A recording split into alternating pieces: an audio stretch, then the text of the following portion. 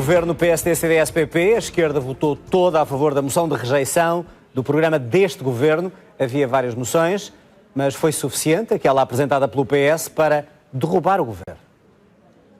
A moção de rejeição apresentada pelo PS foi aprovada com 123 votos a favor e 107 votos contra.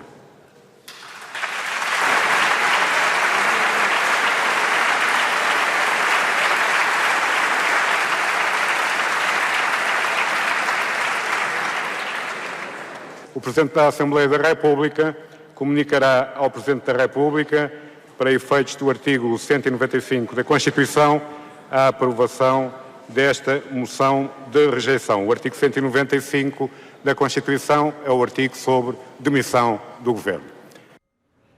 O programa do Governo foi então rejeitado, com os 123 votos da oposição.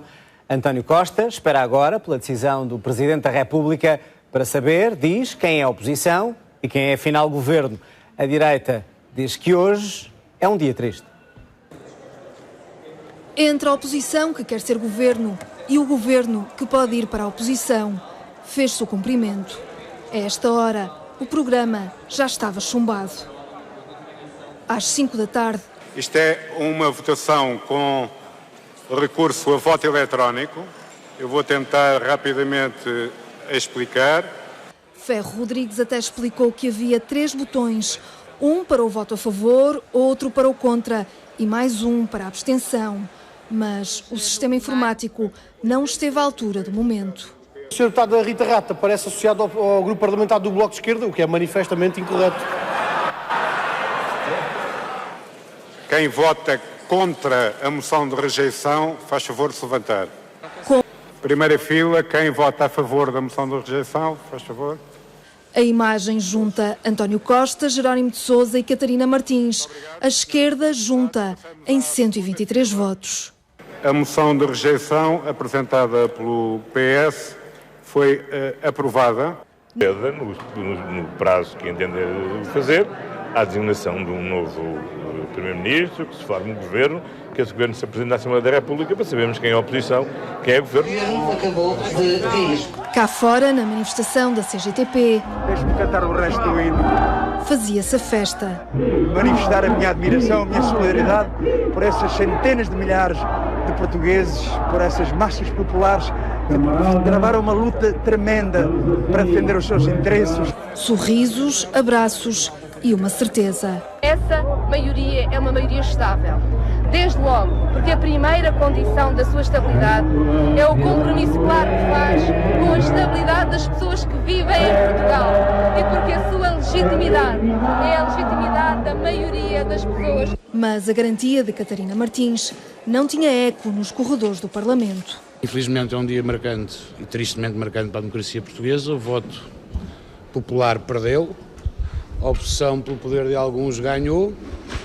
E estou francamente preocupado com Portugal e com os portugueses. Não havendo um entendimento que congregue a força mesmo de representação parlamentar do Partido Socialista, do Partido Comunista e do Bloco de Esquerda em conjunto, qualquer aliança feita na base desses acordos bilaterais é inferior à representatividade do PSD e do CDS-PP. Foi o dia R de rejeição, o dia em que Passos Coelho saiu apressado da Assembleia da República. António Costa diz que um governo de esquerda com apoio maioritário no Parlamento garante estabilidade e é assim uma alternativa credível. No discurso de encerramento da discussão do programa do governo, o líder do PS recordou que sempre defendeu que não iria apoiar nunca as políticas do PSD e do CDS e por isso disse, palavra dada é palavra honrada. Subiu à tribuna com o acordo à esquerda já assinado. António Costa garante que está criada a estabilidade para um novo governo.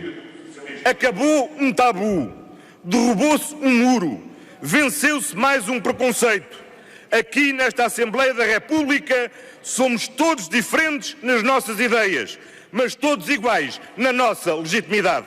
A aprovação da moção de rejeição é a resposta construtiva que viabiliza um outro governo com um programa coerente, credível, consistente, com condições estáveis de execução ao longo da legislatura. António Costa afirma que as eleições criaram um quadro político novo e acusa PSD e CDS de não verem a mudança. Dissemos e repetimos que ninguém contasse com o PS para apoiar a continuação das políticas da coligação PSD-CDS. Palavra dada tem de ser palavra honrada. É verdade que não seria a primeira vez que Portugal teria um governo minoritário, mas seria a primeira vez que se formaria um governo minoritário contra a vontade maioritária de uma maioria parlamentar que permitisse viabilizar um governo alternativo. O líder socialista acusa PSD e CDS de radicalismo ideológico.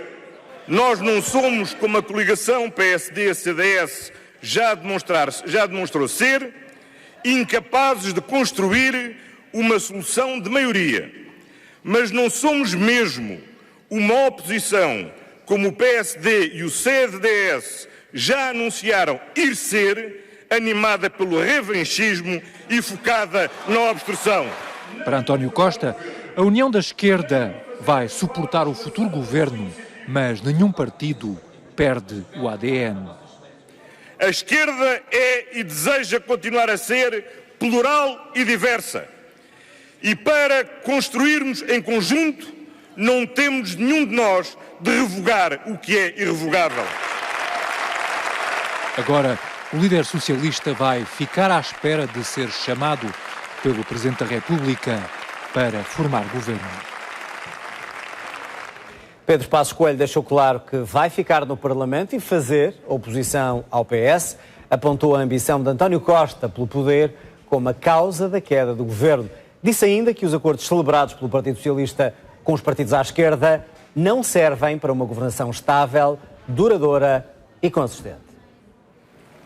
Passos Coelho antecipa o que todos já adivinhavam e ataca. A culpa por este momento inédito é só e apenas de António Costa.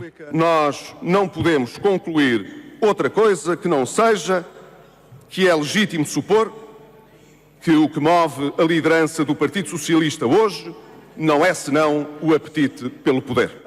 O líder do mais curto executivo da história democrática nacional desconfia e de improviso deixa antever. António Costa vai ser o sucessor. E foi penoso ouvir o secretário-geral do Partido Socialista explicar ao país, ao fim de tantas semanas depois das eleições, que a plataforma de que dispõe para derrubar este governo nem sequer salva ou garante o governo que aí vem de uma maioria que o derrote neste Parlamento, porque nem sequer um acordo tem garantido que inviabilize a rejeição do seu governo no futuro. Responde a António Costa e acrescenta: não venham depois reclamar, nem agora falar em revanchismo. Quem hoje votar pelo derrube do governo legítimo não tem legitimidade para mais tarde vir reclamar sentido de responsabilidade, patriotismo ou europeísmo a quem hoje se negou todos estes atributos. Não há aqui, senhoras e senhores deputados, ao contrário do que há pouco ouvi, nenhum revanchismo. O que há é uma questão de ética republicana também. A toda a esquerda parlamentar promete: sempre disse que não abandonava o meu país. E não o abandono. Se não me deixam lutar por ele à frente do governo, como quiseram os eleitores, lutarei no Parlamento, porque me orgulho de ter muito respeito. Disse. Fica na oposição e não contem com ele para ajudar a fazer passar no Parlamento qualquer matéria, do Orçamento do Estado às questões internacionais. Depois do resultado da votação, a decisão do futuro de Portugal passa agora por Belém. Tiago Contreiras, boa noite. O que vai fazer o Presidente? Boa noite. Em primeiro lugar, vai receber amanhã, pelas 15h45, Ferro Rodrigues, Presidente da Assembleia da República, que vem comunicar a Cavaco Silva o resultado da votação da moção de rejeição que derrubou Pedro Passos Coelho e Paulo Portas. É um ato formal de um resultado conhecido de todo o país. 45 minutos depois, Cavaco Silva recebe Pedro Passos Coelho naquela que é uma antecipação da habitual reunião semanal com o Primeiro-Ministro, mas que nasce do presidencial de um executivo com apoio parlamentar maioritário. Tiago Contreiras, então, à porta do Palácio de Belém, uma vez que é agora o Presidente que vai decidir o que fazer depois da rejeição do programa do Governo hoje no Parlamento. E a ala mais à esquerda no Parlamento fala de mudança e fim de um ciclo de empobrecimento. A coligação responde que o líder socialista está a trazer pela mão a Troika vestida de vermelho. Os partidos da esquerda uniram-se em nome da emergência. Pode não ser suficiente, mas para já alcançam um objetivo. Estamos a fazer o que nunca foi feito. E ainda bem, estava mais do que na hora. O Bloco de Esquerda fala de mudança, chama-lhe resgate da democracia. São os passos possíveis nos constrangimentos de que o Partido Socialista não abdica. Não concordamos, mas sabemos que os passos que fomos capazes de dar juntos são a diferença entre continuar a empobrecer ou responder pela vida das pessoas. Para Jerónimo Sousa acabou o medo e a chantagem. Foram 4 anos de indignação. Todos eles sentiram não compreensão, mas indignação perante tanto esbulho e confisco, tanto sacrifício, sabendo que ainda por cima que o seu resultado ia para cobrir os desmandos da banca, para os grandes grupos económicos e não para resgatar o país. Mas a indignação na bancada do CDS é outra. Não estamos desesperados, mas estamos indignados. Indignados porque esta nova troika de esquerda o que está a fazer, impedindo o governo legítimo de governar, o que está a fazer é uma indignidade e é por isso que nós estamos indignados. Hoje derruba-se o governo do povo. Talvez venha a haver um governo de alguns deputados, mas hoje derruba-se o governo que o povo escolheu. E o PSD acusa o líder socialista de escolher outros parceiros como a salvação de uma derrota. Este afogado político teve de se agarrar às duas boias, com uma pequena grande questão. É que vai ser obrigado a seguir o caminho que essas boias lhe indicarem. O Partido Ecologista, os Verdes, encara a queda do governo como o fim de um ciclo e nem quer ouvir falar das propostas do Executivo. A novidade é apenas o descaramento. Andaram 4 anos a castigar as pessoas e a semear pobreza e prometem agora valorizar as pessoas e combater a pobreza. Há um facto no programa do governo que o Partido Pessoas, Animais e Natureza desaprova. A intenção de substituir a noção de Estado Social por uma noção mais assistencialista.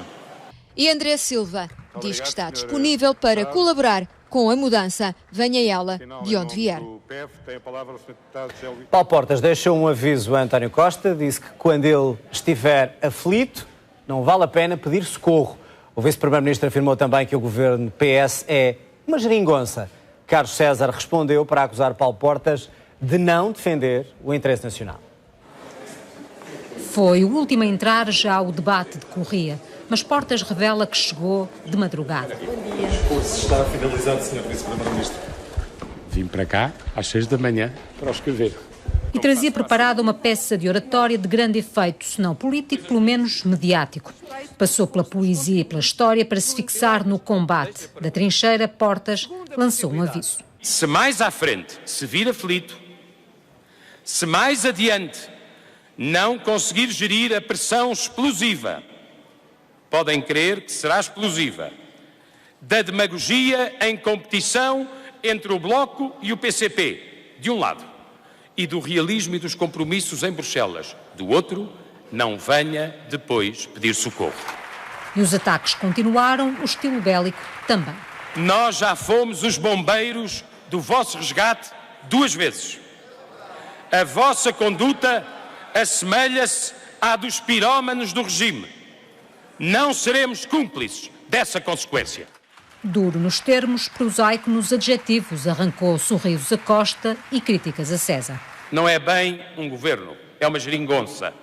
O que a vossa geringonça nos oferece é uma espécie de bebedeira de medidas. Tudo a correr e de preferência ao mesmo tempo. Ora, como todos sabemos, as bebedeiras têm um só problema. Chama-se ressaca. Não venham cá pedir socorro. É como quem diz, ou estamos no governo ou vai tudo abaixo. Prometemos ressaca. É esse o seu último déficit. O seu déficit é a falta de sentido do interesse nacional. Se querem comparar os blocos políticos, então tenham a humildade de avisar o povo e da próxima vez candidatamos-nos nós em coligação e candidatem-se vocês em frente esquerda e vamos ver quem ganha. Enquanto Portas discursava, a esquerda entregava na mesa as 4 moções de rejeição e preparava-se para assinar o acordo. Um entendimento a 4 anos, a não ser que as circunstâncias mudem, ou seja, uma espécie de acordo irrevogável, para usar um termo que Portas conhece bem. Talvez por isso o vice-primeiro-ministro tenha acabado a falar nas próximas eleições. Hoje também foram assinados, finalmente, os acordos do PS com o PCP, Bloco e Verdes. A assinatura dos 3 documentos foi feita sem a presença de jornalistas. Os 3 partidos viabilizam um futuro governo, mas não se comprometem com a aprovação dos orçamentos de Estado. São os únicos registros que existem e ficarão para a história de um entendimento histórico. Tudo aconteceu entre a 1 e as 2 da tarde, longe das câmaras de televisão. Não, supostamente parece que não. Nos corredores da Assembleia, ninguém sabia onde iriam ser assinados os acordos.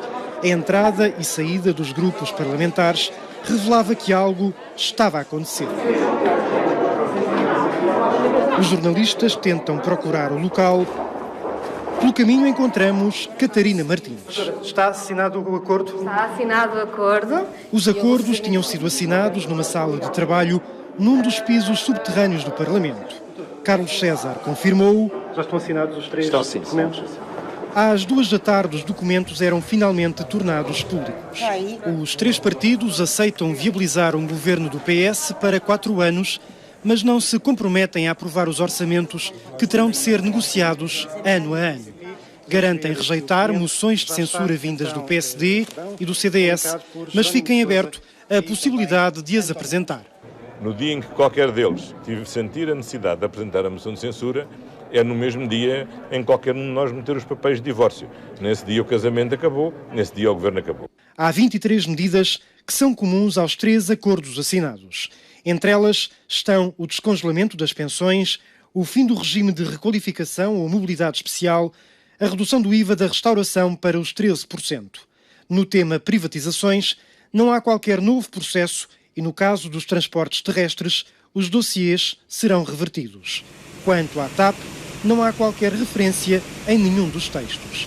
Não quer dizer que o regresso do controlo da empresa pelo Estado não venha a ser viabilizado pelo Bloco, PCP e Verdes. No acordo do PCP com o PS, os 2 partidos fazem questão de referir matérias onde não houve entendimento.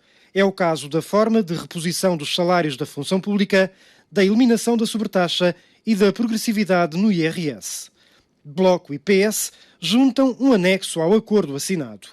É aqui que surge a única referência ao aumento do salário mínimo para os 600 euros até 2019. É ainda explicada a forma de reposição dos salários da função pública em 2016, 25% por trimestre, e a atualização das pensões já a partir de 1 de janeiro. Este não é um acordo de cheques em branco. É um acordo feito entre gente séria e que numa base de seriedade, em que ninguém andou a disfarçar as diferenças que tem e em cada um assumiu com responsabilidade e seriedade os compromissos que assumiu. Não há cheques em branco, mas há um facto incontornável. Os 4 partidos pouparam bastante no cenário para formalizar o acordo. No telejornal, o comentador e diretor do Diário de Notícias, o André Macedo. André, boa noite mais uma vez, bem-vindo. Está derrubado o governo, está assinado este acordo do PS com 3 partidos. Pergunto, perante isto tudo, é claro que Cavaco Silva vai dar posse ao novo governo? Isso nem tudo o que parece é, e portanto o primeiro aviso que eu faria a quem está a acompanhar estes dias de agitação política é que não confie nos próprios olhos e portanto aquilo que parece hoje é que o governo de Passos Coelho e Paulo Portas caiu, e de facto esse caiu, mas a verdade é que não é absolutamente certo que António Costa se vá tornar primeiro-ministro e portanto eu diria que tudo isto tem que ser avaliado com muita prudência e de facto, como perguntas, está tudo na mão do Presidente da República. Este documento que foi assinado hoje... O acordo. Então, os três acordos, aliás, que chama-se posição conjunta, não é sequer um acordo político, é uma coisa um bocadinho menos, parece menos sólida nesse sentido, parece mais um acordo de investidura para escolher um primeiro-ministro do que um acordo político para 4 anos. Mas esse acordo tripartido, que foi assinado assim um pouco às escondidas, sem uma cerimónia que teria feito sentido perante as dúvidas, umas legítimas, outras excessivas e até ignorantes que têm sido feitas, e que revelam ignorância política, que têm sido feitas nos últimos tempos. Mas achas que é relevante o facto de não ter sido... Era muito relevante. Não ter existido uma imagem, não ser a fotografia oficial que a forma é muito importante. Nos casos dos acordos entre o partido PSD e o CDS, quer agora, quer anteriormente, com Durão Barroso e Paulo Portas, tiveram sempre uma cerimónia pública porque é importante formalizar e mostrar que há alguma união. E neste sentido, embora o governo seja do Partido Socialista, eu diria que era importante que isso tivesse acontecido para que todos os portugueses pudessem ouvir e para que depois pudessem ser colocadas perguntas que resolvessem algumas das dúvidas que temos agora aqui. Se isso tivesse acontecido, talvez a minha posição hoje e de outras pessoas fosse um pouco menos cética do que... Olhando para os textos, quais são as fragilidades que mais se evidenciam e que podem levantar dúvidas até ao Presidente? Isso, é que esse é o problema. É que hoje podia ter sido um dia em que António Costa terminava e, portanto, fazia cair o governo PSD-CDS e jogava a sua última carta, que teria que ser a carta mais forte, o as de trunfo. E o que apresentou, no entanto, não é um as-trunfo, porque, como dizia a vossa peça, há aqui uma linha que permite, e que isso é dito de forma absolutamente explícita, que o PS, que o Bloco e que o PCP possam apresentar uma moção de censura. E tu dirás, bom, mas isso é normal porque o partido não pode renunciar a uma moção de censura. Certo, mas não tem que ser dito.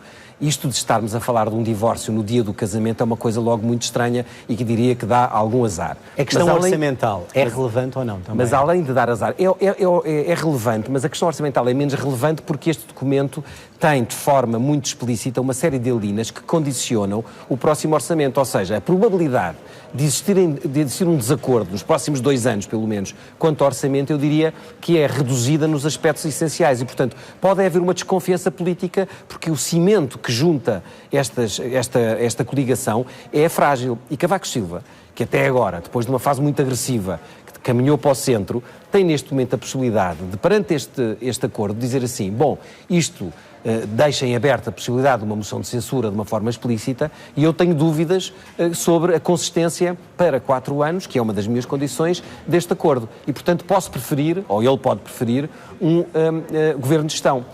Hoje, no Pedro Parlamento... Passos Coelho aceitaria esse governo de gestão? A ideia que passou cá para fora é que não. Isso. Nós, jornalistas, muitas vezes falamos e temos as palavras e repetimos e criou-se essa sensação de que Passos Coelho não seria governo de gestão e que não queria. Na verdade, só houve uma única declaração até hoje, foi feita por Fernando Negrão, que disse isso, e logo foi mais ou menos desmentido. Passos Coelho nunca disse que não seria. Aliás, Passos Coelho está a jogar de forma absolutamente passo a passo e, portanto...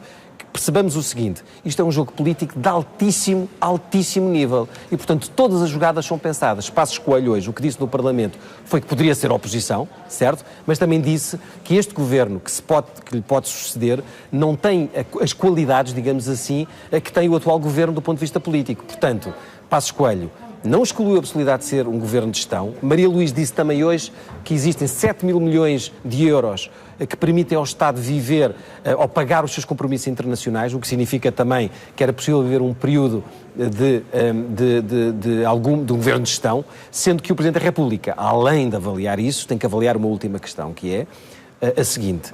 O que é que acontece na rua? Porque já se percebeu que o PCP e o Bloco, e também o PS, se o governo de Passos Coelho se mantivesse como governo de gestão, iriam fazer nos próximos meses uma insuportável para um governo. Mas enfim, depois Marcelo Rebelo de Sousa teria que resolver, teríamos eleições em junho. Mas para ti não é claro que venha um governo de esquerda? É muito provável, o Partido Socialista está absolutamente convencido que isso vai acontecer. Eu diria que Cavaco Silva tem as cartas na mão e pode, tendo em conta a radicalização atual da política portuguesa, não o fazer. André, já voltamos a conversar, sobretudo para ver os impactos económicos do que aconteceu hoje em Portugal. A Ministra das Finanças, aliás, como se referia aqui, alerta para o perigo de Portugal ser obrigado a pedir um novo resgate. Maria Luísa Albuquerque avisa, no entanto, que a consolidação orçamental tem de continuar e que quem não cumprir o déficit de 3% estará a cometer um ato criminoso.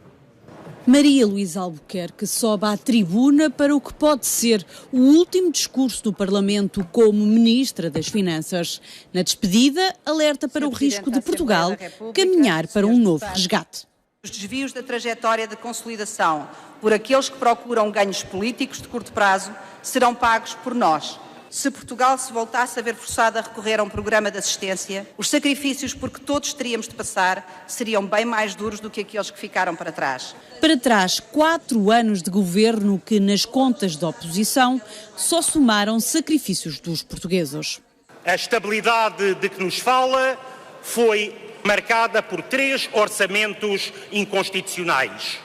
Essa é a marca da instabilidade permanente. Escolhe manter cortes de pensões e aumento da sobretaxa até 2019, mas ao mesmo tempo diminui os impostos sobre os lucros das grandes empresas em 20%. Não há uma palavra sobre a situação no Banif e no BES Novo Banco.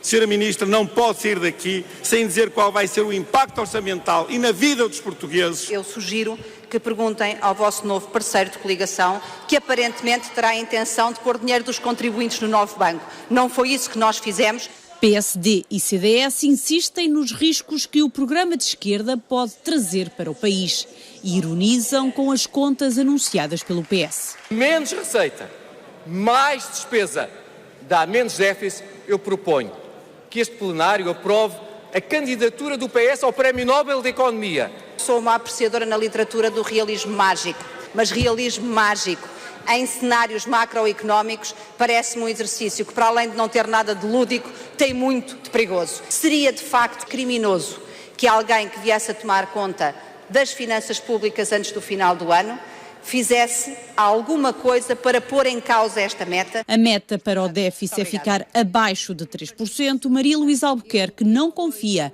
nos livros do possível futuro governo. O Partido Socialista assume as suas responsabilidades europeias e honrará todos os compromissos do país. Portugal precisa de outra política, Portugal terá outra política. A promessa de Mário Centeno, apontado como sucessor na pasta das finanças, se assim for, em breve irá desenhar o orçamento do Estado. A Bolsa Portuguesa voltou a fechar no vermelho, mas a perda foi menor que a de ontem. Durante a manhã, a Praça Lisboeta chegou a perder mais de 2%, depois inverteu para terreno mais positivo. Acabou por fechar a desvalorizar 0,33%. Na banca, e depois de fortes perdas na sessão de ontem, houve um comportamento misto. O BPI ganhou quase 2%, BCP e Banif mantiveram-se em terreno de perdas. Na Europa, as praças fecharam mistas. Quanto aos juros da dívida portuguesa há 10 anos, caíram para cerca de 2,7%. Voltamos à conversa com André Macedo. André, hoje ouvimos António Costa e o futuro hipotético Ministro das Finanças dizer que Portugal vai cumprir os compromissos que tem a nível internacional, nomeadamente europeus. As bolsas estão a reagir, mas temos que perceber que há uma conjuntura internacional, nomeadamente a reserva norte-americana. O que eu te pergunto é, mercados e investidores estão preocupados e nervosos por causa da situação em Portugal ou ainda é indiferente? Então, evidentemente, estão a defender o setor financeiro vai defender o seu lado e o lado é, para o setor financeiro, um governo do PS com o apoio do Bloco e do PCP não é o ideal. E, portanto, aquilo que vamos ver nos próximos tempos são estudos e são comunicações do lado financeiro que procuram fragilizar isto.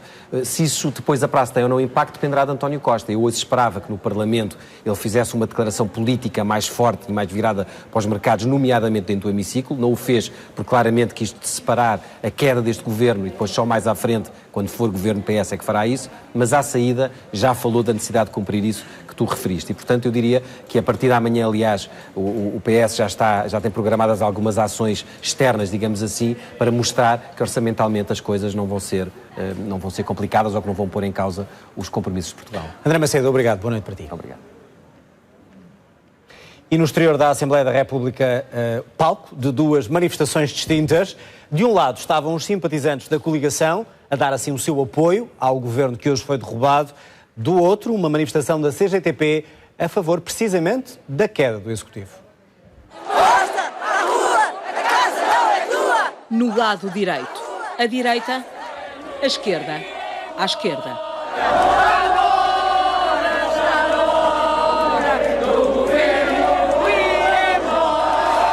Claques organizadas como se dentro da Assembleia da República estivesse a decorrer um jogo de futebol.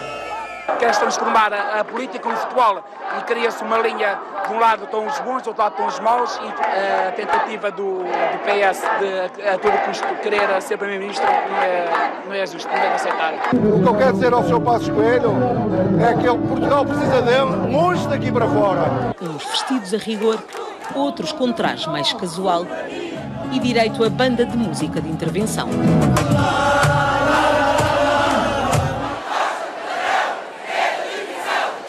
Tenho tanto medo da porcaria que este governo vai fazer a seguir, que vão ser precisos muitos rolos de papel higiênico para limpar essa mesma porcaria, para não dizer outro nome. Os partidários da coligação no governo concentraram-se à hora de almoço, numa altura em que ainda se servia a emenda no Largo de Santos. Estamos a comer o coelho, que é o último dia do reinado dele.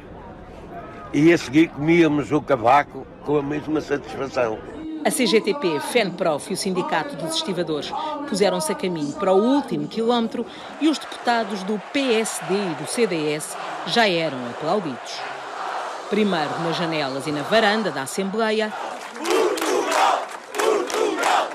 Depois, quando os líderes parlamentares dos partidos do governo vieram cumprimentar os manifestantes.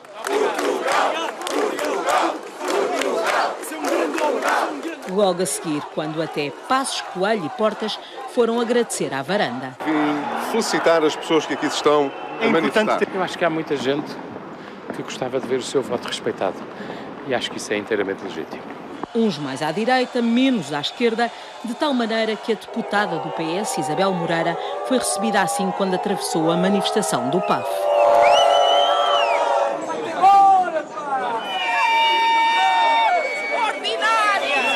Explicou o que lhe aconteceu aos colegas de bancada já no hemiciclo. A PSP preparou-se para o pior.